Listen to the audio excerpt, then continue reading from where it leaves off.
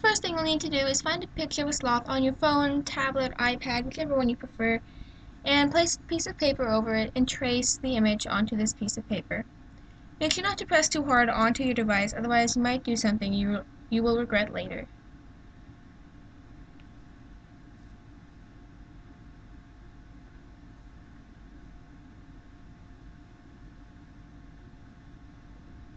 Now I'm using my pencil just to fill in some details like the nose and the mouth and shading, especially around the eyes and around the nose. It's really dark, so you couldn't see this on paper when you had it over the phone.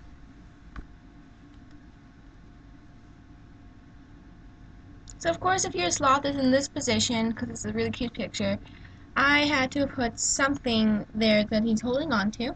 So I decided to go with this blob shape of material. Now I will add some white clay and make a big flat surface up with it.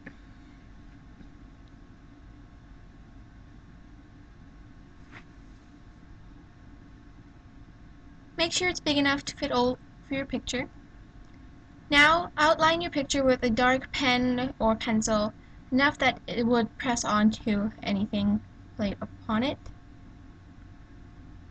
Do not be afraid of making the lines too dark. Not every piece of color will really show up. Darker the better.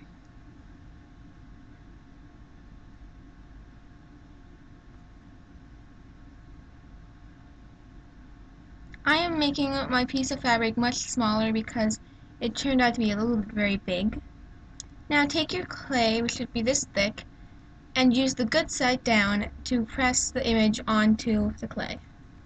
I'm using a rolling pin, but you can also just smush it with your fingers, like I am doing here. It is okay if your clay is dirty on the other side, because you will not see that later. Now remove your clay and find the image pressed down on the back. Cut this image out of your clay using a sharp blade or tool of your choice.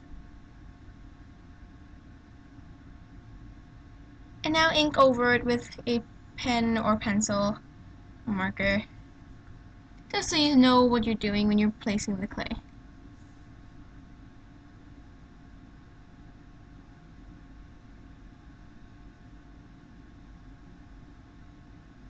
I'm using this very small dot of black to make the nose.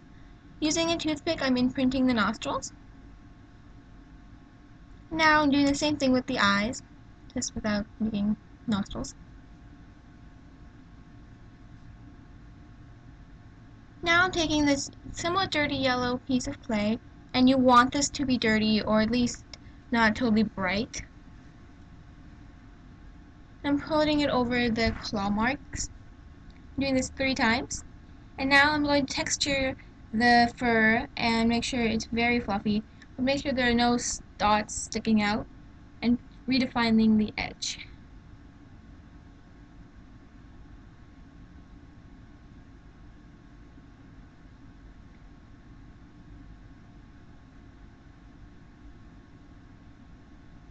I'm using these chalk pastels to make the fur colorful.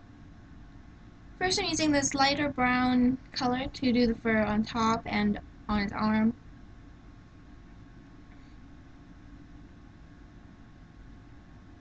I decided to do the edges a little bit, but I didn't proceed. I also did the claws because they must be a little bit dirtier and darker. Now I'm doing the snout with some darker colored pastels. I'm just dusting over the entire sloth with the darker. I'm retexturing the eyes because they were not quite done.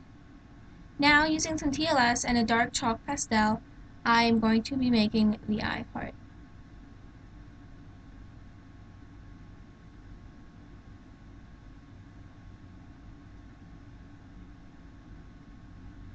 I'm using 2 colors in this to make sure it has a dark grayish brown cocoa colored eye color. Now mixing this together, makes this grayish brown, like I said, cocoa colored color, and I'm now going to put it on the eyes, like so. Make sure it goes all the way around the eyeballs. There is dark patches of fur around his eyes, so you want them to really look like they're going around the eyes.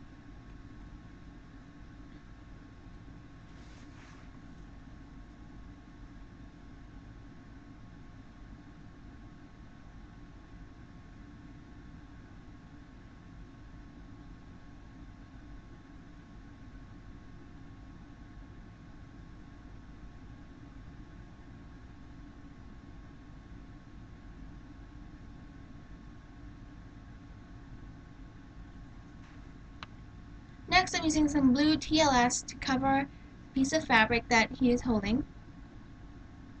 I chose this light blue color because the sloth reminded me of a very little cute baby sloth, so I decided that a light blue would perfectly fit his personality, sort of. Because in my opinion, he does have a sort of personality. He's really cute, and I thought this color matches him perfectly.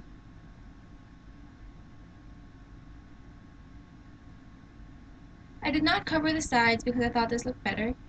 So now, time to bake them.